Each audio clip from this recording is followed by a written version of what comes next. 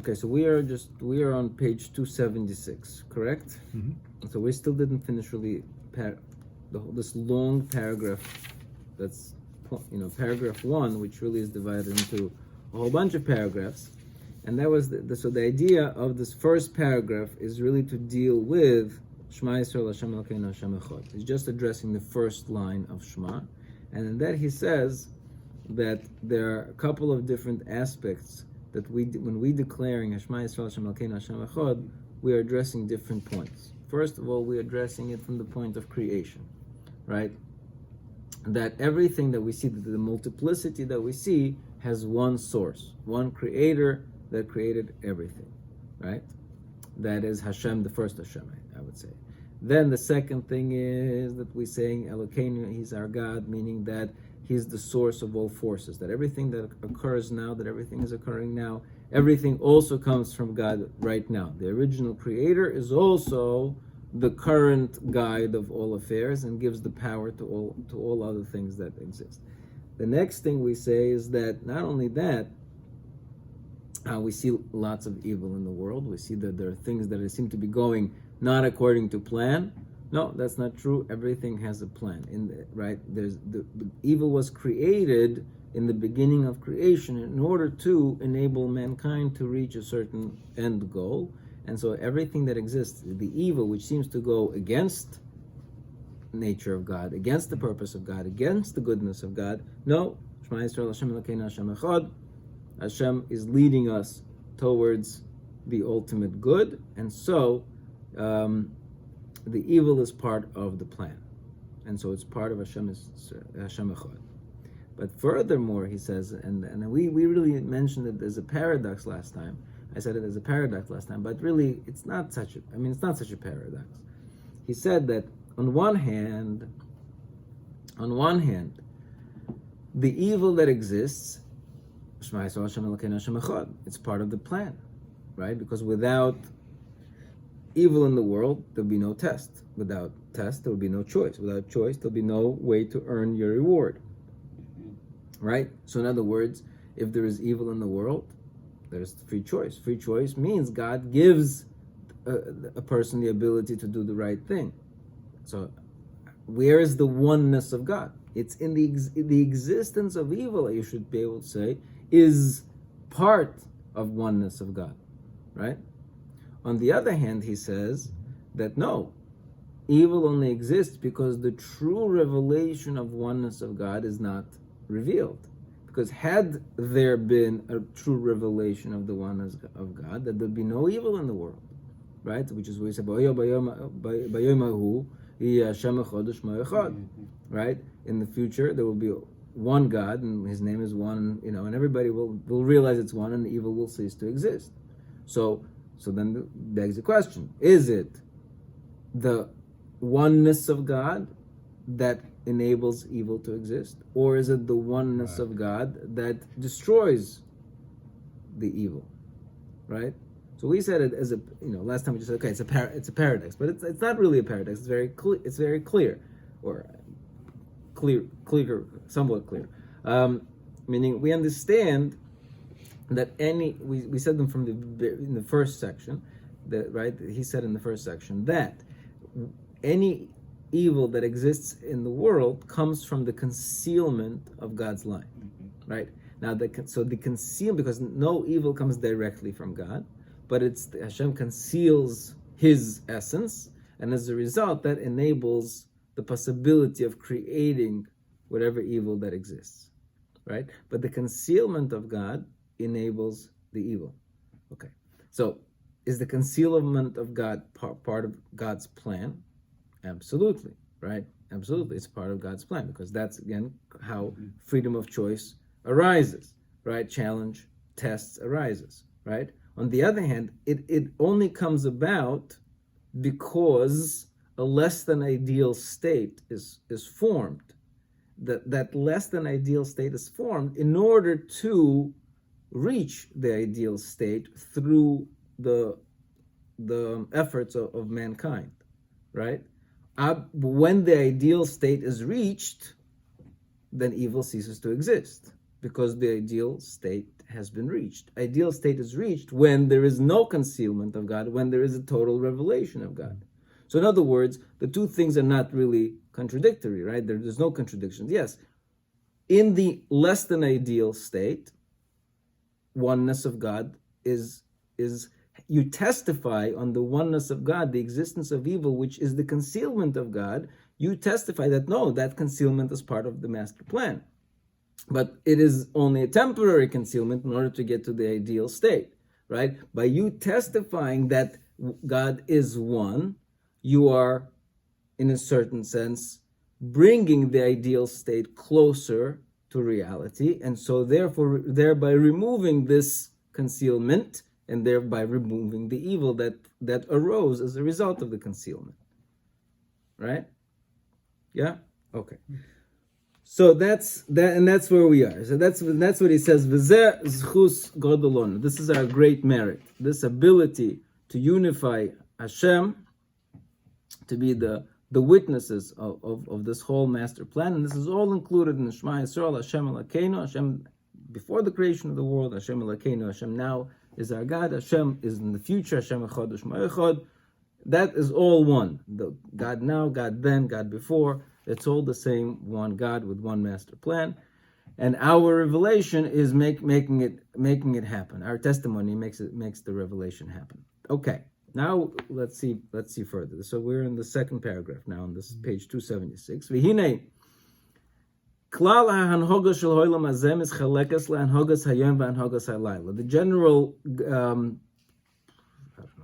practice, not not behavior, but the general cycle. Okay, the general cycle of the world is divided into two types. There is the cycle of the day and there's the cycle of the night, right? As we mentioned in the third section in the first chapter. Okay,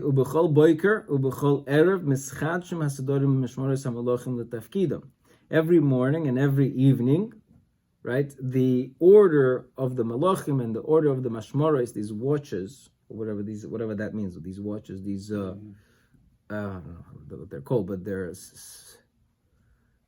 are like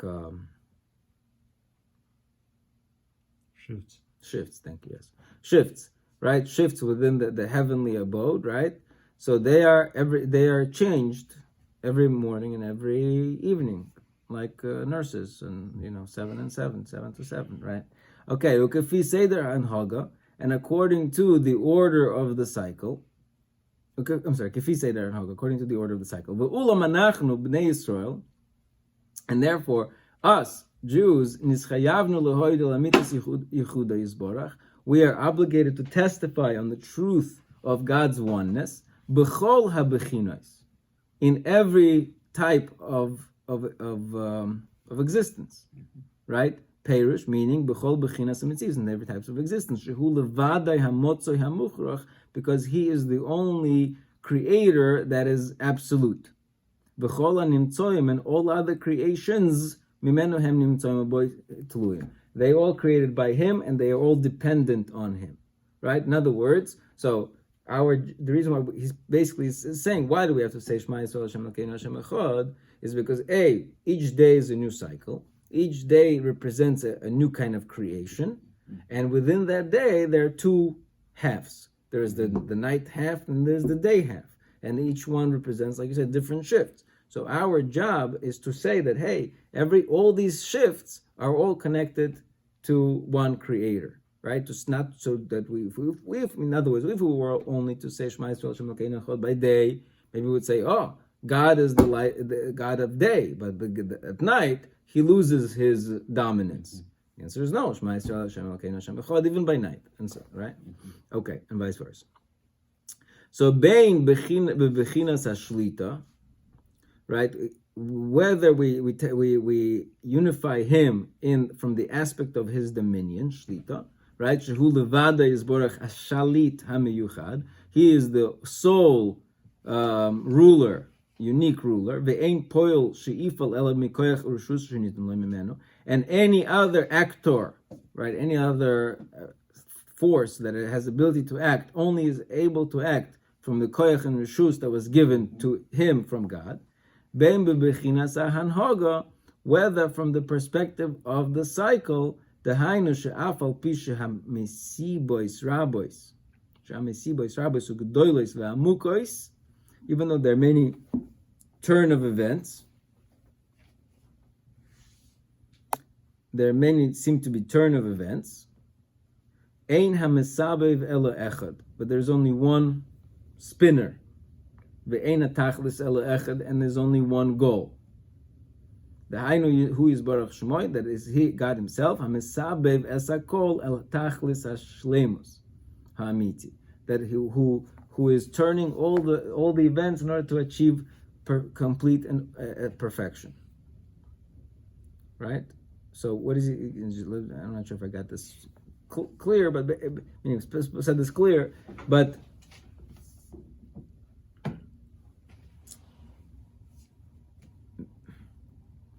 meaning from the perspective of creations, right? Remember, he said two things. He said, "Shema Yisrael Hashem Elokeinu Hashem Echad." Hashem created everything.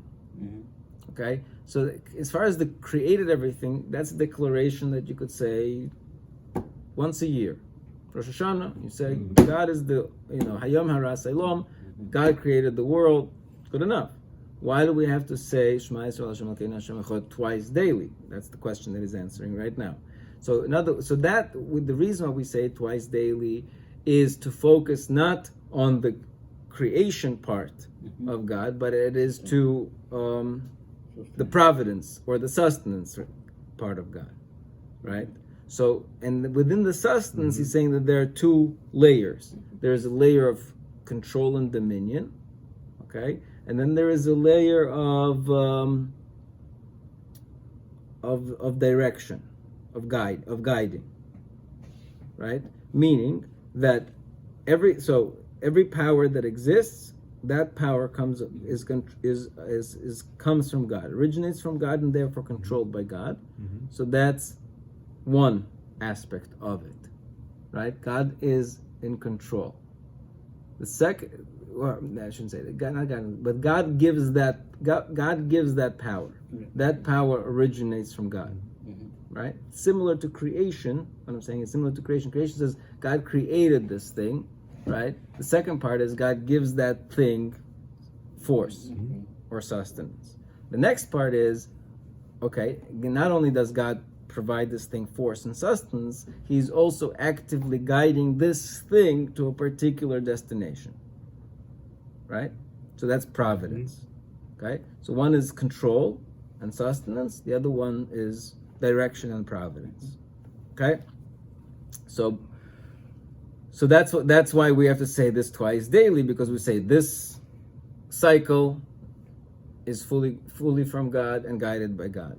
This cycle, fully from God and guided by God. Okay. Good. Even though this may not be revealed right now, what we're saying is this is the ultimate truth. And then it will, in the future, all of this will be revealed and well known. Okay? End of first pasuk of Shema. Okay.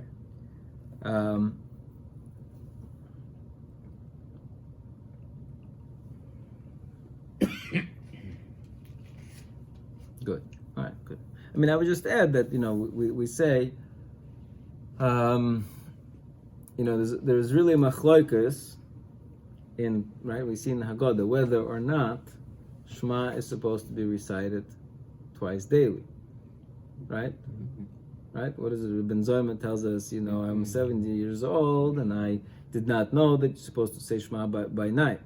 Right? And I'm sorry, Rabbi Eliezer ben Azariah says, I am like 70 years old and I didn't hear it until I heard from Ben Zoyma that you're supposed to recite it by night. Right?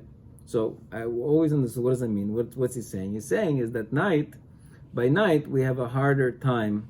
Night represents darkness, and darkness represents golus, right? Darkness is much harder to say Shema Yisrael Hashem Elokeinu Hashem Echad, God is one, at night.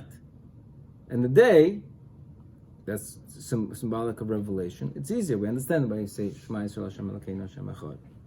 right? So comes Ben Zoyma and tells us a big chiddush that no, not only do you have to recite Kriya Shema by day, but even by night, even at night when everything is so dark, and right, meaning, well, he's going to say, but right, he's going to say later. He's going to talk about that Yaakov Avinu, when he meets Yosef, right, he says Shema, right? So this is that idea that he just spoke about, that there's a revelation of oneness when things are coming together, right? When he comes back and sees Yosef, he says, everything worked out. Shema Yisrael Hashem Elokeinu Hashem Echad. But that's one aspect of Shema. That's Shema, the future Shema. Whereas the present Shema that says, God is in control, God is running the world, God is covered, right? So there was something missing with Yaakov's ability to say Shema earlier. He wasn't able to say Shema before, right? He was only said Shema after he met Yosef.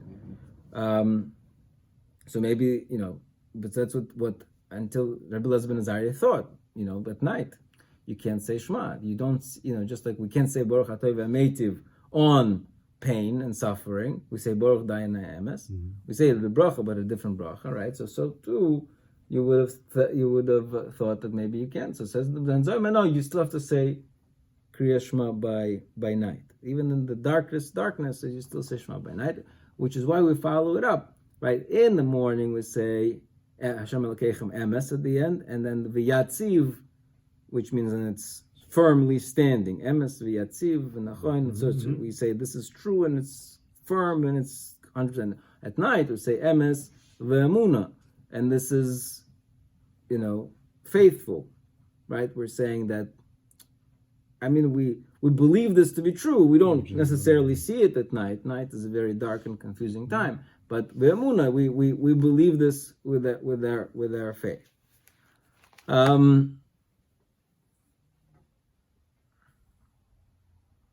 Okay. And anyways, and the Chachamim, what do the Chachamim say? The Chachamim say, who don't say that you say Kriya Shema by night, what do they say? They say you still have to say Shema Limois HaMashiach in the time of Mashiach. Meaning, what does that mean? I would have thought, what's the point of saying Shema Yisrael? The only time you have to say Shema, in the deep dark night, you can't say Shema, it's too dark. In the daytime of less than ideal state, you still have to say Shema, because that's what you're saying, Shema Yisrael Hashem Elokeinu Echad. You have some aspect of revelation. But Limois HaMashiach, when there's total revelation, you don't need to say Shema anymore. It's clear, it's all self-understood. Chachamim say no, even in the days of Mashiach, you're gonna still have to say Shema, because even though it's all revealed, so I'm not sure really. So why are you saying Shema? Is there any point of Shema once you're not testifying? So what's the point? Shema, I see God, sorry, So it's all unless what the Chachamim are saying is that when you get to Mashiach, then you can look back and say, that's what it was all about. Maybe it's backwards looking. I'm not sure. That he's really hot because you see him not only at first hand right now, but right. You understand? Maybe it's backwards looking. I'm not sure. But okay, let's keep going. So now we get to let's see the next part. Okay, this is also very beautiful. Base. V'hine memashi yesh oid lahavchin. What else we have to understand here and appreciate? Who ki haboyre is baruch shmo hine hu melech al kol bri Yosef. God is the king over all his creations. Okay, God is the king over all his creation. Okay, that's good. What does that mean? Okay, what's the idea behind this? What's the explanation? Ki amnam, right? Because amitas mitziuso is barachud over built in nitle bezulosoi. The true essence of Hashem's existence is something that is completely independent, right, on anything outside of Him. right? This is one of the first 6 things that he started the Sefer with. That one of the aspects of godliness is that it's completely independent. The only creation, the only being that is independent. Okay, bilti nitle bezulosai, klal at all. Bilti misyaches lezulosai. Not only that, God has no relation to anything else, right? Meaning, God is not like at all. Even though we say, Adam is created b'tzelem Elokim, that's not a fair comparison. There's nothing absolute. It's yochid u'miyuchad. God is unique and one and only. There's nothing that we can compare God to. Kihine hu motzui muchrach. His in existence is imperative, v'sholim, and perfect, mitzad atzma, in his essence, ve'ein lo shum yichus imacher klal, and he has no connection or relationship to anything other than him. Lo l'mayla men, is nothing above him. Lo l'mata men, nothing below him. Perush she'ein lo siba sheyitolu bo klal. There's no cause that you can connect to him at all. Lo k'misoy sibosoi, not like an effect to a cause, and not something that attaches to an attachment. There's nothing, right? God is unique, independent, good, clear. From this aspect, we call him Elokim. Right? He is the true force. In other words, the existence that exists only by himself. The Amnam, however, right? Now, so you have to figure out, why is he telling me all this? I know all of this. Why is he telling me all this? The Amnam bihiyois shirotzo bora nivroim. Since this completely independent, unconnected, right, unrelated, disconnected being wanted and chose to create creations. V'kulam tluyim boy, and now all of these creations are dependent on him. B'mitziyusam, and their existence, u'b'chol b'chinoisam, and all of their aspects. Kamosh zacharnu nikreehu b'bechina zu adoin kol. So we call God, as a result of him having created all of these things, the master of all of these things. Ki'akol mimena, because all of these things are from him.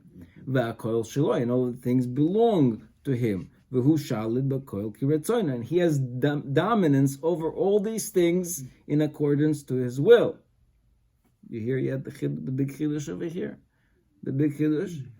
Let's see. V'alam v'ulam oid rotzei b'tuvoy v'chasdoi. And so further, Hashem wanted in his goodness and in his kindness, lehashpil kaviyochel be'anvosoi, as he wanted to lower, as it be, in his humility, esrum kvoidoi, the high status of his honor, v'lyoisa misyaches el nivro'ov, and therefore he made himself related to his creations. So I just finished telling you that God is unrelatable, disconnected, totally perfect, has no connection possibly to anybody, but by the virtue of him having created his creations, and by the virtue of him having created these creations, he is now called the master of those creations. Well, being a master of those creations is a diminishing of God's status. It's a lowering of his godliness. It's not a raising of his godliness. It is a lowering of his godliness. Okay? Because now he has a yachas, he has a connection, he has a relation, right? He's relatable to everything that he created. So he put himself into a sort of a relationship as a king has to a nation, right? So sheyachoshev lehem leroish ulemanhig. He's now their head and their leader. He's not only right. So he's a leader of his nation. He's the leader of creation. He's the master of creation. That means you're a leader of that creation, master of his people, leader of his people. So therefore, he is their roish umanhig. So then he is glorified through them. He is glorified through them. Kimelech shemiskabed be'amai, as a king which is respected through his nation. Right? Uki inyan shenemar b'roiv am hadras melech. With the multitude of people is the beauty of a king. Right? Mm-hmm. The president of the United States is only anything is because he represents the United States. Okay? He is nobody without, he's no different than the president of Turkmenistan when it comes to, no different. Right? He's only different because he's got the biggest military, the biggest economy, and the biggest whatever in the world, right? So the glory of God is now dependent. The independent God forced himself into a state of dependency. Okay? So Melech, a king, which is supposed to be a praise, which is supposed to be like, wow, we think king, Melech, Malachei HaMelechim, a king, it's a spit in God's face. Okay? Because you took away the very divinity from the divine. Okay? So in this emanation, we call him the king of the world. Okay? And from this lens, he is considered a leader. And he is glorified by us. Of course, obviously, we also have to also serve his service because he's our king. So therefore, we have to serve his, do his bidding, so to speak. And to listen to him, whatever he commands us. Okay, so what is he trying to accomplish with these words? Right, he's coming to connect now. What he's going to try to do now is connect the two aspects of Shema, which is really one, which is what we call Kabbalas Ol Malchus Shamayim, right? I think he said right the first paragraph.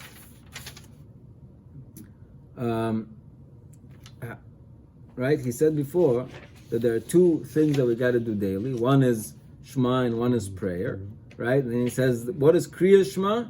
V'inyona, what's the purpose of Kriya Shema? Yechuda Yisborach, unification of God.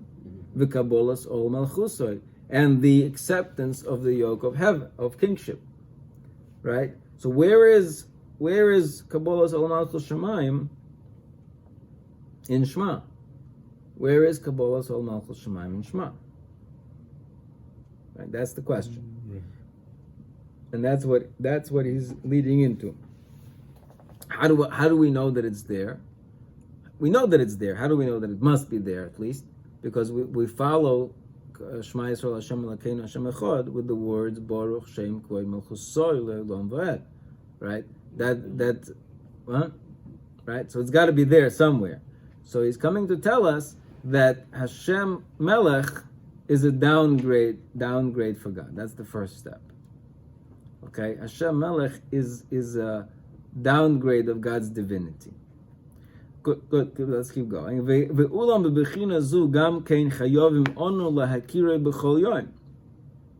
So this is also, in this aspect of God's kingship, is also something that we got to recognize daily. And to set His kingship over us, and to subjugate ourselves to Him and His decrees. Ka'avodim el malkum, like servants to their master. V'zen nikra kabolos al malchus shamayim, and this is called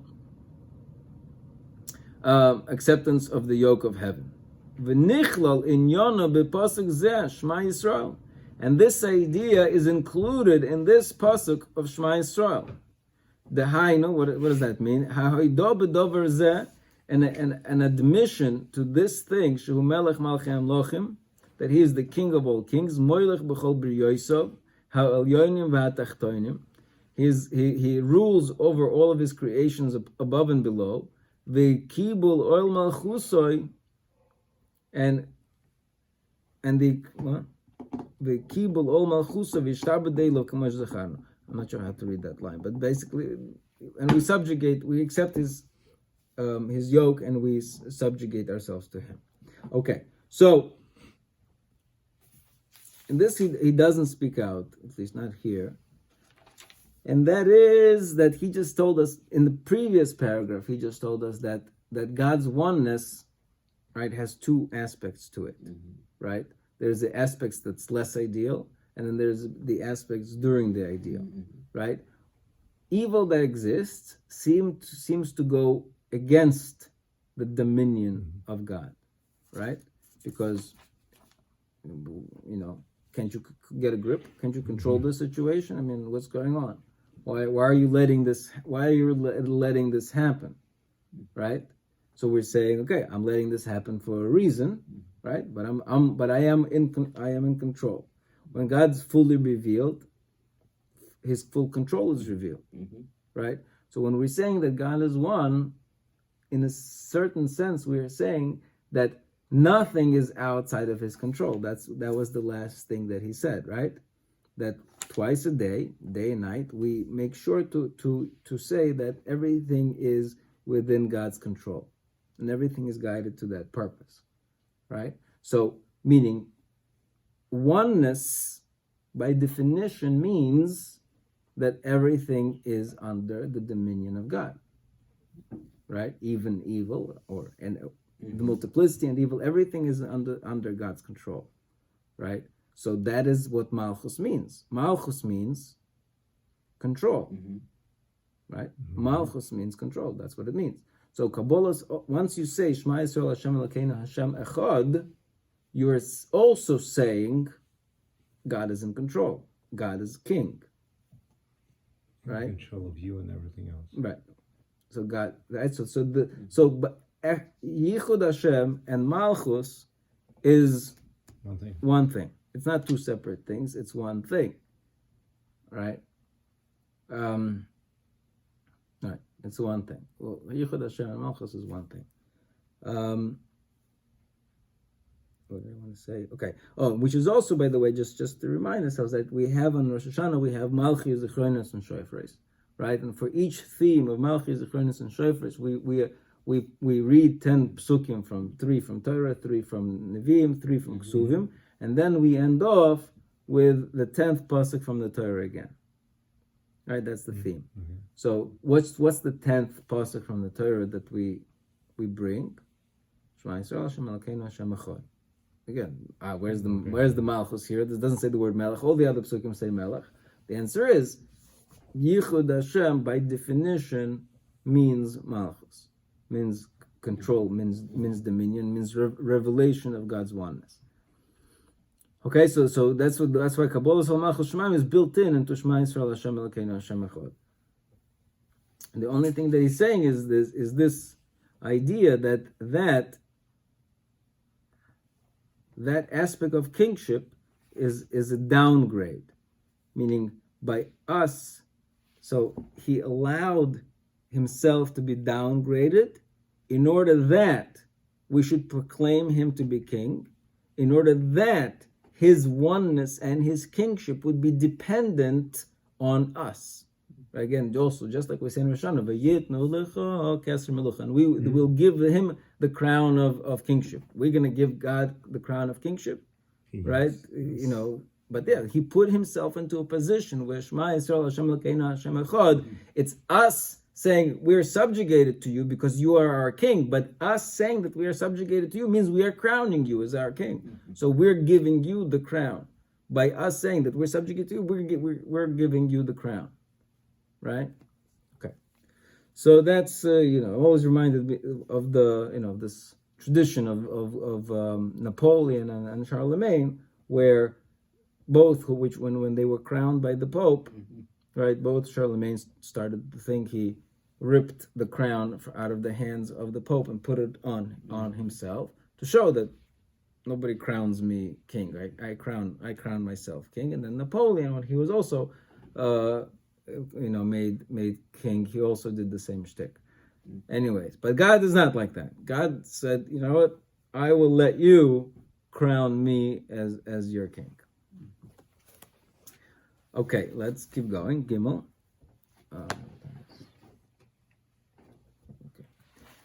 Ve'amna mikol ha'inyonim ha'ela from all of these things, however, Yoitze Ois Toldois Gdoilos Litikun Klal Kol Abriya.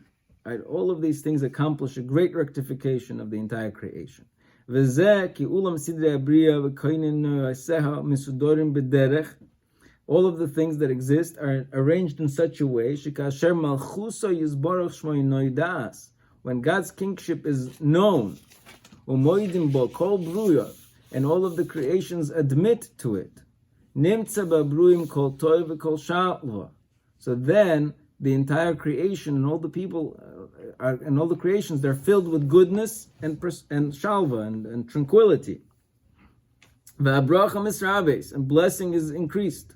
Bahem in them ushloimim misgadol, and their peace becomes great. Ubiyisporetz ha'avodim. However, when the servants rebel, ve'eina mishtabdim, and they don't subjugate themselves, and they do not admit to his kingship, kol tov chaser, all goodness ceases. V'achoshech misgaber, and darkness increases.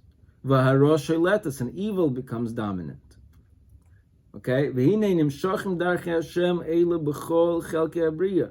So therefore, when we say Shema Yisrael Hashem Elokeinu Hashem Echad, we are putting these ways of Hashem through all parts of creation. The upper ones and the lower ones, the active ones and the passive ones.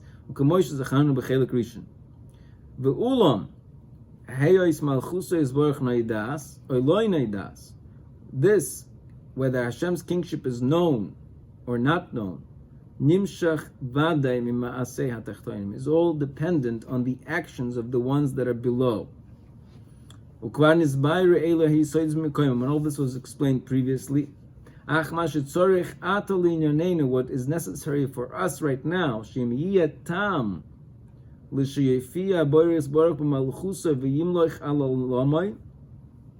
that if it would be necessary, possible, if it would be a reason for Hashem to emanate and to reveal His kingship and to dominate the world, there will be great goodness, and tranquility for the creations. The light of God will be greater, hakdusha, and holiness, v'atahara, and purity, and every good thing. The powers of evil, the forces of evil will be subjugated, in other words, subjugated, and they will not destroy, damage the goodness of the world. But if not, if Hashem's eminence is not emanated, he hides his face. He does not reveal his full force and his dominion. And the forces of evil, as they break out and they dominate. And the end result of that would be have a voice all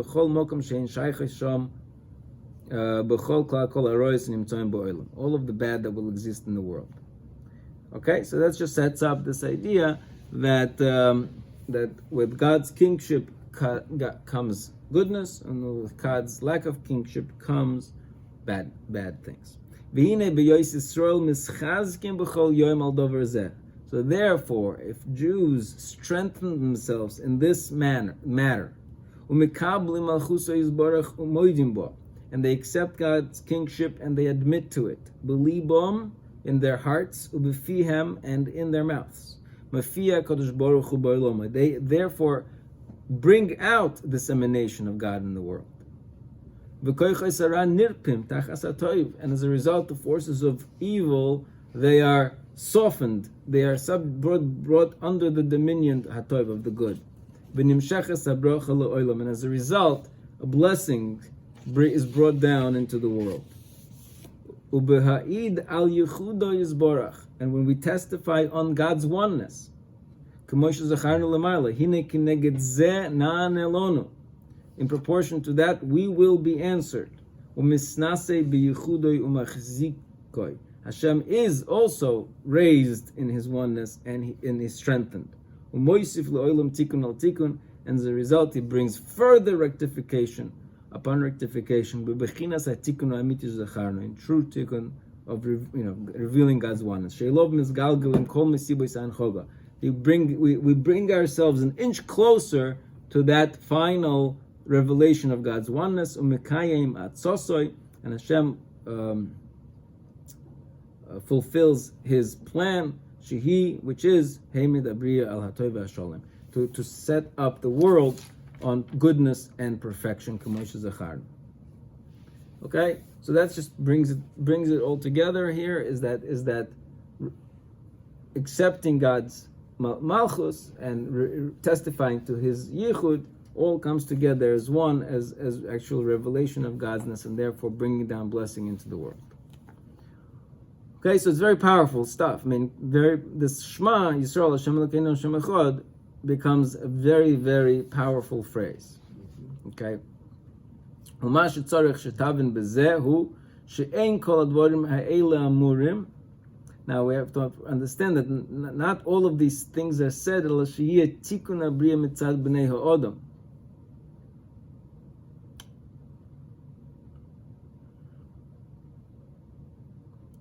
I don't know if I read this. מה שצריך שתבין בזה הוא שאין כל הדברים האלה אמורים אלא שיהיה תיקון הבריאה מצד בני האדם ולא מאליו.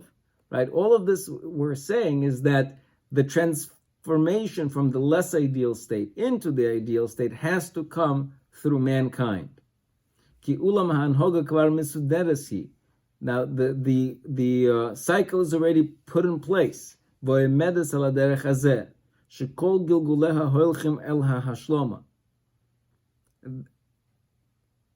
I'm not reading this right, but meaning on one hand, he's going back to this to say this point, that on one hand, everything, the transformation from the less ideal state to ideal state has to come from mankind. On the other hand, it's already built in. We know that ideal state is coming, regardless of actions of mankind, right?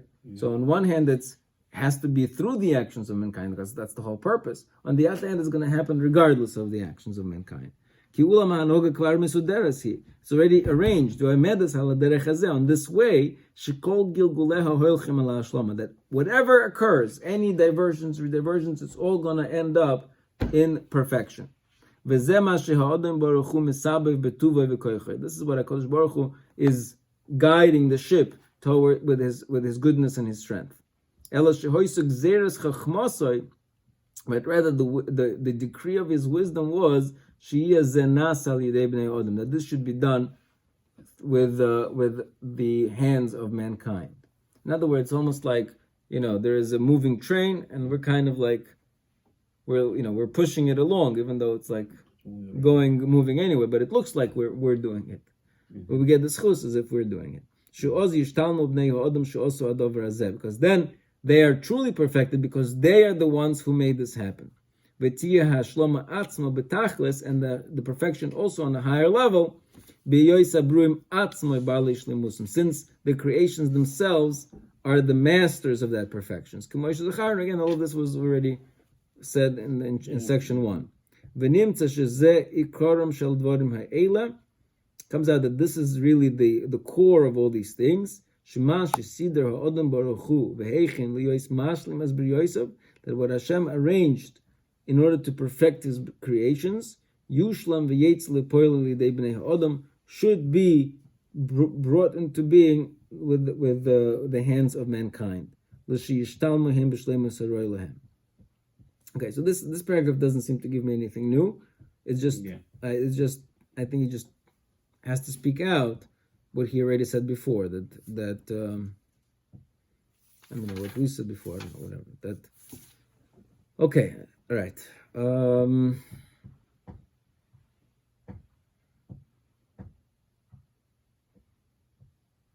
Okay, I think maybe we'll stop here. Okay, so that brings us. Maybe we shouldn't stop here. 1 second.